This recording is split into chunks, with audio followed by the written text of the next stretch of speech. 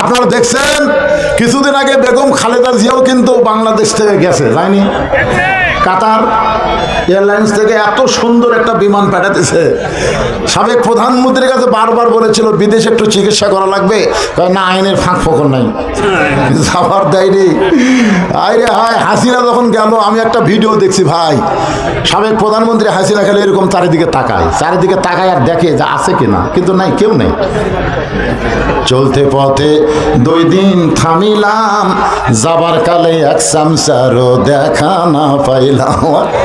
এক একটা চামচা আগেই পলাছে, তোর এখন কথা ঠিক কিনা?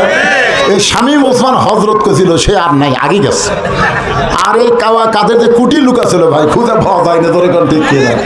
আর বেগম যে কিভাবে গেল দেখলে না, কি সম্বর্ধনা দিয়ে তাকে নিয়ে যাওয়া হলো।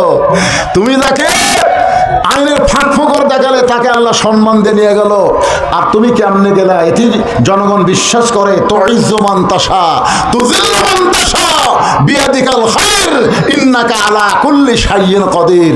সম্মান দেওয়ার মালিক কে? অপমান করার মালিক কে? ভালো মন্দের মালিক কে? সমস্ত ক্ষমতার মালিক কে? বিশ্বাস করতে হবে ভাইজান।